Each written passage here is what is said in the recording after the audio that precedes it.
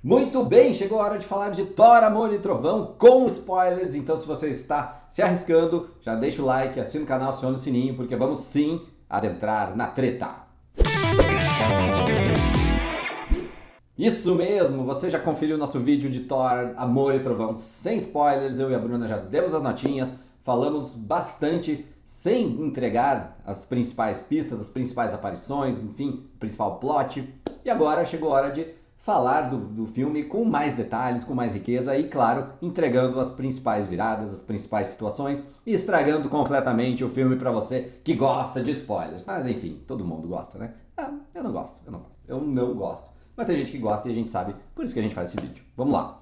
O filme começa com a origem, a gênese de Gorr, o carniceiro dos deuses, que é vivido brilhantemente por Christian Bale. A gente logo se apega a ele, a gente compra a ideia e ele, enfim, encontra depois da morte da filha dele, está lá orando para os deuses, tentando ajuda dos deuses, passando fome num deserto, e é claro que a ajuda não vem. A filha dele morre e a gente, é claro, se sensibiliza com a causa. Então, desde o início ele não é um cara super malvado que está sempre procurando derrotar os deuses, enfim, não. Ele quer derrotar os deuses ou quer acabar com os deuses pela situação dele, pela vivência dele, que ele pediu e não foi atendido. E depois, logo em seguida, quando ele encontra um oásis e sobrevive, ele encontra o tal deus que ele adorava, e esse deus menospreza ele da pior forma, e aí sim ele encontra a necroespada e sai matando no geral.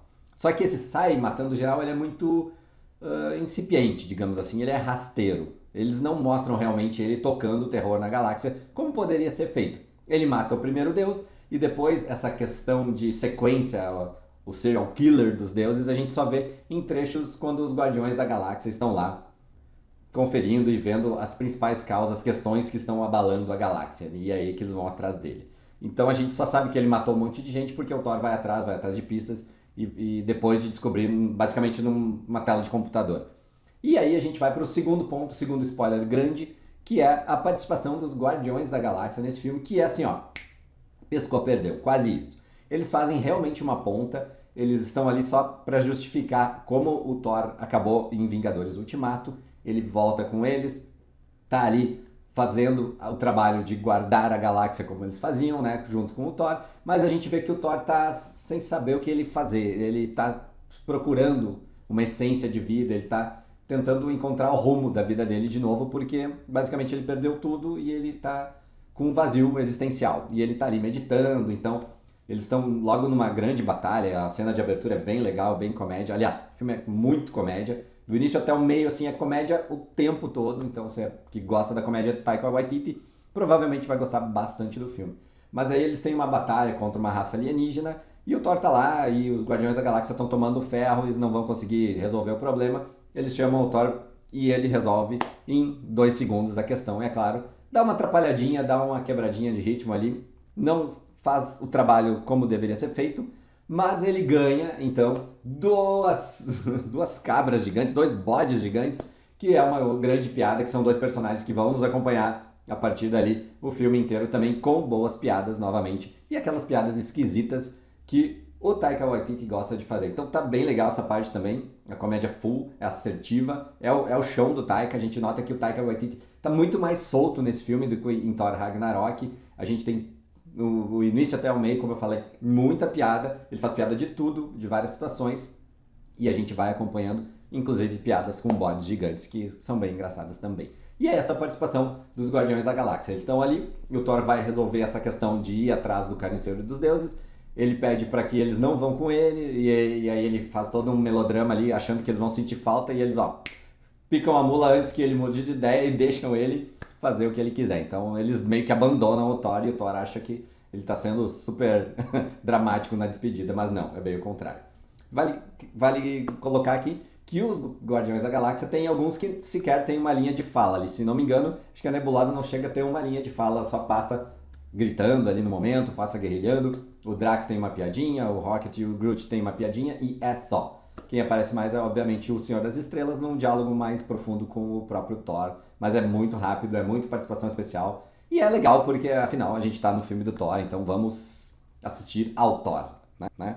Outra coisa que logo é nos apresentada é como está Jane Foster, né? E ela logo de cara é apresentada com o diagnóstico de câncer avançado nível 4, o pior dos níveis, e a gente tem também uma participação da Darcy, com a Kat Dennings lá de WandaVision, que também tinha aparecido nos filmes do Thor. Depois de fazer muitos trabalhos, ser muito reconhecida com o trabalho dela como cientista, ela está ali na eminência de falecer em função de um câncer muito avançado. A gente vê ela na quimioterapia, é interessante, tal qual a gente tem aquela emoção dos quadrinhos. E aí é outro spoiler grande que a gente vai construir aqui, porque Nova Asgard está completamente adaptada ao mundo, a gente tem lá muitas raças, muitos seres diferentes, que vai fazer sentido para a trama lá no final. Então a gente é apresentado a Nova Asgard com tour, né? Aquele espaço turístico, e lá, em determinado momento, eles estão vendo novamente aquele teatro que a gente viu em Thor Ragnarok, com os mesmos atores, que é aquela nova participação especial de Sam Neill, como Odin, de Matt Damon, como Loki, e de Hemsworth, o irmão do Chris Hemsworth, que agora deve ser o Liam Hemsworth, que faz o Thor. Então eles estão lá contando como foi o Ragnarok encenado também pela Melissa McCarthy, que é a Hela, que é uma cena bem engraçada, bem bacana.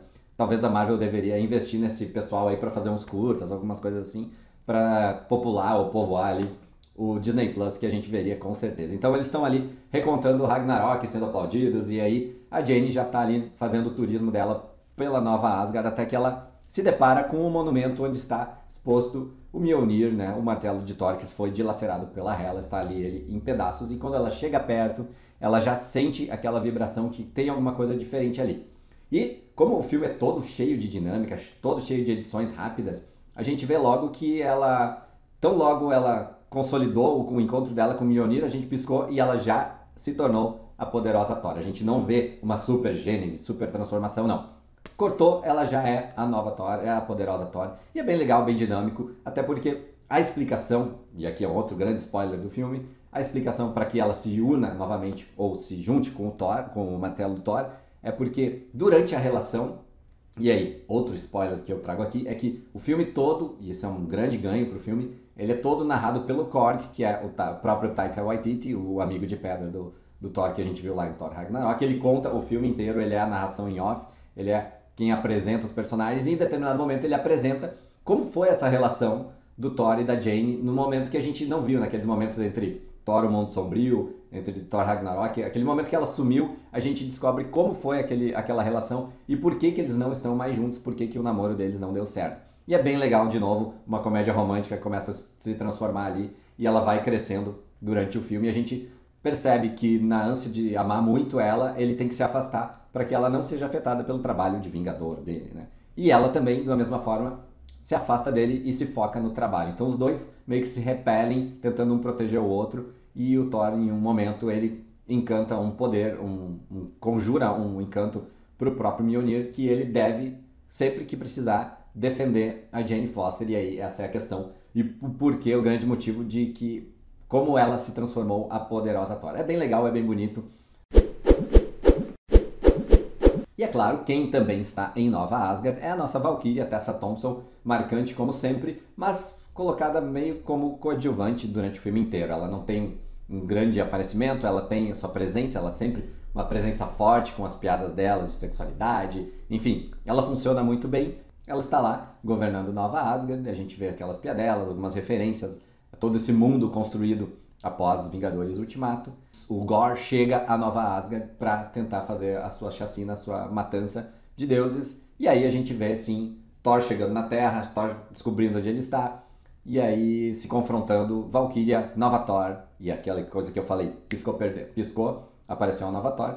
Ela, no momento, encontra o Mjolnir, no outro momento que ela aparece, ela já é a Nova Thor, então não tem a poderosa Thor. Então não tem muito mistério, não tem muito rodeio nessa gênese. Eles confrontam pela primeira vez o Gorr em Nova Asgard, ele toca o terror literalmente e captura um bando de crianças asgardianas, porque ele precisa cumprir seu objetivo, que é encontrar a eternidade. Aí uma grande referência também aos quadrinhos. E assim, apelo visual desde sempre. O filme é muito colorido, é muito brega em determinados momentos, mas aquele brega que funciona porque a gente está vendo um filme realmente de quadrinhos. A gente se sente num filme de quadrinhos, como a gente falou no vídeo anterior. Isso é muito valor. A gente precisa valorizar muito isso porque funciona e é um destaque do filme. E todos esses momentos que a gente tem muita cor, muita explosão, a gente vê que essa construção do mundo cósmico, o mundo asgardiano, o mundo galáctico da Marvel, ele está cada vez mais bonito. E aí que a gente entra na questão da busca do Gorr pela eternidade. Se ele encontrar a eternidade, ele vai poder fazer um pedido para ela. Mas para fazer essa ponte, para chegar até a eternidade, ele precisa abrir a Bifrost, que é possível apenas com o Stormbreaker. O Stormbreaker e o Mjolnir, a gente precisa dar esse destaque aqui também, esse grande spoiler, que tem uma relação e um arco interessante deles como personagens realmente. Eles têm uma historinha, o Thor com o martelo Mjolnir e o Thor com o seu Stormbreaker. Não à toa, o Taika Waititi fez algumas entrevistas dizendo que o Stormbreaker está na adolescência tal qual o Baby Groot, afinal o braço do Groot é o cabo do Stormbreaker. Então a gente vai ter uma relação meio bizarra do Thor com os dois martelos, flertando com um, flertando com o outro, tentando se justificar tal qual um relacionamento, um namoro, uma coisa assim. Então é bem engraçado, essa parte também funciona e é o segredo do porquê o Gorr está atrapalhando ou invadindo Nova Asgard. Ele recupera ou captura essas crianças e leva para outro mundo onde ele vai conseguir fazer essa busca pela eternidade, abrir esse portal para a eternidade e fazer o seu pedido. Aí é que começa um pouco mais de problema do filme, né? Porque é interessante a gente ver que, além do visual que está muito legal, muito marcante, ele começa a ficar picotado demais e rápido demais em cenas que eles poderiam ou provavelmente desenvolveram melhor, mas que chegou na mesa de edição, eles cortaram fortemente e a gente tem momentos que são porque são, ou justificativas muito pífias para que determinados personagens saiam de cena. Então, depois do primeiro confronto valendo as ganhas do Thor, da poderosa Thor e da Valkyria e o próprio Korg com o Gorr, a gente vê que elas são retiradas de cena basicamente por algumas coisas que não funcionariam, né? Não funcionariam normalmente. Mas elas precisam sair de cena para que o Thor vá resolver as questões. Então, é um probleminha que a gente tem ali. Mas antes disso, outro grandioso spoiler é a participação do Russell Crowe como Zeus. Afinal, eles estão indo até Zeus para buscar ajuda e um exército para combater o próprio Gorr. Mas Zeus não está nem aí. Você pode imaginar que ele é um deus muito caricato, muito cômico e muito tirador de sarro. E aí, lá na cidade da Onipotência, onde eles estão, onde você viu naqueles trailers coloridíssimos lá, aquela cidade absurda que eles construíram digitalmente, lá na cidade da Onipotência ele está muito mais pela fanfarronice, pelas bizarrices e pelas surubas, né? Por que não? Surubas de deuses, né? Aquelas grandes orgias que a gente imagina ou que já contaram em vários livros aí. Mas é isso, ele está muito preocupado com isso e quando o Thor e a poderosa Thor e a Valkyria vão lá para buscar ajuda, ele não dá essa ajuda, ele tira e aí começa a briga. E aí outro grande spoiler desse filme é que a gente tem um grandioso banho de sangue nessa batalha dentro da cidade da Onipotência. Só que esse banho de sangue, ele é feito com tanta classe, com tanta leveza e respeitando os trejeitos do PG-13, da censura para menores de idade, que o sangue dos deuses é de ouro, é dourado, então não tem problema nenhum eles enfiarem a faca, saírem respingando sangue para todo lado e molhando tudo com sangue dourado, porque é dourado e não é sangue. Então seria uma grande cena trash se fosse sangue vermelho, mas não, é um sangue dourado, então tá tudo certo, não tem problema, pode carnear esses deuses até amanhã. E claro, antes disso, vale a pena a constatação ou a consolidação que a gente tem a volta de uma personagem bem importante dos primeiros filmes do Thor, porque o Korg vai contando tudo, eles vão dando pistas de Valhalla durante o filme inteiro, e para ir para Valhalla você tem que ser um guerreiro e é uma honra ir para Valhalla, porque você morreu em batalha, né? Então, determinado momento que o Thor vai encontrar um deus que foi morto, e é aquele grande spoiler que deram nos trailers dos quadrinhos, lá a referência dos quadrinhos do deus grandioso lá na neve, ele encontra a Lady Sif e ela está sem o braço, ela teve o braço cortado e ela está lá achando que vai morrer, que é uma honra ir pra Valhalla, e o Thor disse, não, você não vai morrer, você só perdeu o braço. Então talvez seu braço esteja em Valhalla. Faz essa piada muito bacana também, muito bizarra, com a Lady Sif e ela volta pra Nova Asgard também. Então tem esse adendo também de que ela volta ao MCU e ela pode ser usada aí no futuro, provavelmente seja usada dessa maneira, sem o braço. Outra coisa que é bem importante e bem spoiler também, é que durante o filme inteiro a gente tem uma trilha sonora bem marcante em dois níveis. O nível hard rock, que começa lá nos créditos de abertura no Marvel Studios, é aquela música de fanfarra que a gente sempre vê, mas que agora está em versão hard rock. E, claro, a trilha sonora de Guns N' Roses, que Paradise City, a gente tem Welcome to the Jungle, a gente tem Sweet Child O' Mine, a gente tem várias músicas do Guns N' Roses, essas três que eu me lembro melhor. E a trilha sonora autoral, digamos assim, é feita pelo Michael Giacchino, mesmo desse cara que fez isso aqui, The Batman, e já fez vários outros filmes da Marvel também. E a música de fanfarra, de autoral, a música mais autoral do Thor mesmo, a trilha sonora de Thor, ela é bem bregona também, cheia de cornetas, quando elas começam a dar aquela trilha de aventura, assim, tu nota assim, meu Deus, que trilha sonora bem brega também. Então tá tudo combinando, tá tudo muito brega, muito colorido, muito quadrinhos, funciona bem. Então é um adendo que eu faço aqui também da trilha sonora que tá bacana demais. E claro, no final a gente tem ainda um clássico do Dio, Rainbow in the Dark, e mais algumas coisas bem bacanas do heavy metal. Então me senti, obviamente, muito contemplado nessa parte.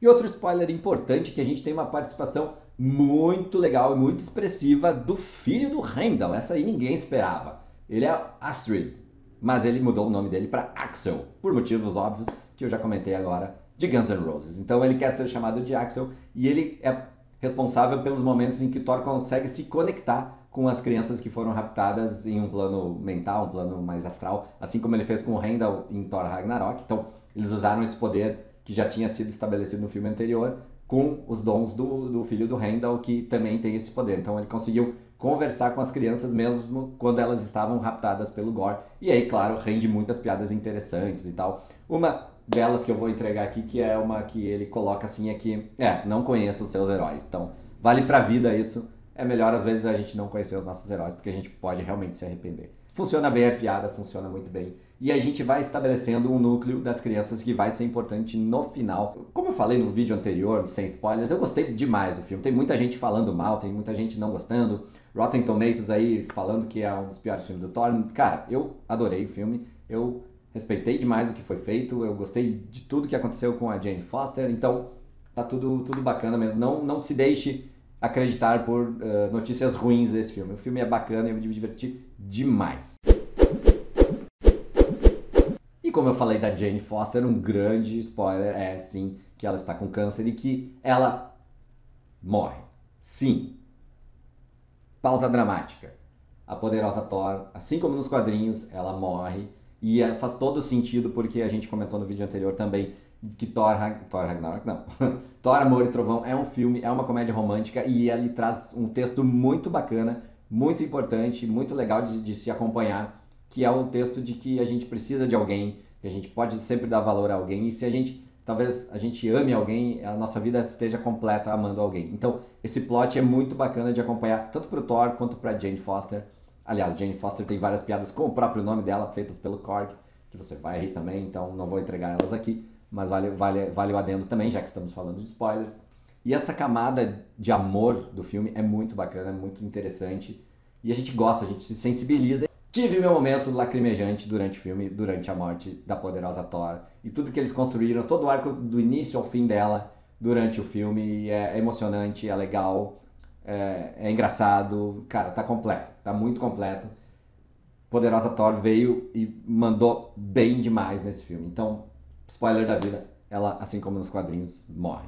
E claro, não é só isso. Durante o percurso todo de Thor, Valkyria e Poderosa Thor na busca contra o Gore, eles confrontam o Zeus.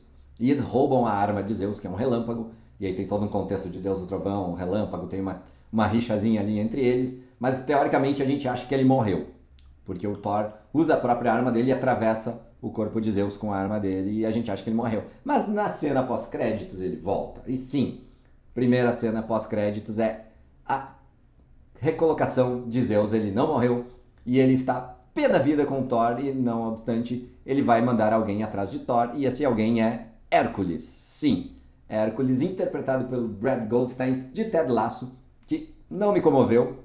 Gostaria muito de ver ali um Henry Cavill da vida, mas eu sei que muita gente adorou, principalmente quem gosta de Ted Lasso. Eu particularmente não assisti, é uma lacuna que eu tenho que suprir aqui durante esse ano também. Talvez eu mude de opinião se eu ver Ted Lasso e realmente me sensibilizar com o papel desse cara. Mas a princípio não me comoveu, não me emocionou. Mas sim, temos a introdução do Hércules no MCU de forma grandiosa, numa cena pós-créditos, tal qual a Marvel sempre faz no seu jogo tradicional. Em todos os filmes a gente vê isso. Então, Hércules está entre nós, mas não. Que pena que não é o Henry Cavill. Mas é Brad Goldstein de Ted Lasso. E, como eu falei, poderosa Thor morreu. E quem também morreu, numa cena bem qualquer coisa. Aliás, aqueles problemas de corte, eles são principalmente observados do meio para o final. Quando a Jane vai para o hospital e se trata de câncer. Quando ela volta para a luta final com o Thor e ajuda o Thor contra o Gore, a gente vê que ela teve uma briga muito abreviada. Ela chega super potente, super poderosa, mostra sua força. Alguns cortes depois a gente vê que ela tá quase morrendo, tá com a máscara quebrada. E a gente vê o que aconteceu. Rolou uma edição pesadíssima ali. A gente fica assim, pô, a gente não viu ela apanhando. Agora querem que eu me preocupe com ela e ela vai morrer? Não é bem assim, né? Infelizmente, rolou uma edição pesada ali, a gente vê um picotar muito forte ali e também um picotar durante a última cena de Gore, porque ele consegue seu objetivo, ele consegue pegar o Stormbreaker e conjurar a Bifrost e chamar a Eternidade. E quando ele vai junto para a Eternidade, o Thor tem duas opções, ou ele impede que o Gore vá até a Eternidade, ou ele fica com a Jane nos seus últimos momentos de vida. E é óbvio que ele escolhe ficar com a Jane, porque estamos falando de um filme de amor, não? E ele passa os últimos momentos da vida dela ao lado dela, é bem emocionante, e é aquele momento que a gente pode realmente chorar. Só que a mesma emoção a gente não tem com a questão do Gore, porque ao mesmo tempo que a Jane está morrendo, ele também está morrendo. Só que da mesma forma que picotaram a luta da Jane com ele, a gente não vê que ele está morrendo. E ele precisa explicitamente olhar para a câmera e dizer, estou morrendo. E aí é bem ruim mesmo. É assim, momento vergonha do filme. Embora eu tenha dado 4 estrelinhas, cara, foi difícil aquele final, porque, cara, deixar 5 minutos a mais de filme a gente ia entender que ele estava ferido, que ele ia morrer, né? Mas enfim, aconteceu assim, não podemos mais fazer nada. O filme está aí, está posto, e talvez as principais críticas sejam quanto a isso. Ele morre e o seu último pedido é a volta de sua filha, né? E a volta da filha dele acontece ao mesmo tempo que ele morre e que Jane morre. Só quem está ali é Thor, e o que ele faz? Ele se torna um bom pai. Ou a gente imagina que ele vai ser um bom pai. E é aí que entra a questão Thor, Amor e Trovão, porque até então não se tinha o significado de Amor e Trovão. Mas agora tem, porque ele está em Nova Asgard, cuidando de sua filha, a filha adotiva, filha de Gore, e está fazendo dupla com o Thor. E claro, ela tem lá seus poderes, tem a sua força, e a gente vê depois eles, enfim, enfrentando novos perigos também na última cena do filme, quando sobem os créditos. Então é bem legal, é bem bacana. E eu quero ver o que eles vão fazer com a filha do Thor para o futuro do MCU e do próprio Thor. Afinal, ele está ali e a gente vai ter mais coisas com ele. A gente não sabe como vai ser, mas fico bem curioso. Afinal, temos agora um Thor pai para ser trabalhado aí durante a Marvel Studios, o MCU, na sua próxima fase. E faltou a última cena pós-créditos. Obrigado por ficar até aqui. Se você ficou até aqui vendo esse vídeo gigante de Thor, Amor e Trovão, por favor, dê uma conferida em apoia.se/vigilianerd. Um mundo de vantagens para você. Você ganha um ingresso de cinema, você participa do nosso grupo VIP no Telegram e participa de sorteios mensais também aqui na Vigília Nerd. Então, apoia.se/vigilianerd, um mundo de vantagens. Você ganha ingresso de cinema. E não obstante, você participa também, às vezes, de pré-estreias. Para você ter uma ideia, no dia que eu estou gravando isso, na quarta-feira, dia de estreia ou de pré-estreia de Thor, nós iremos, com os nossos apoiadores, conferir Thor, Amor e Trovão. Massa, né? Então dá uma olhadinha, apoia.se/vigilianerd.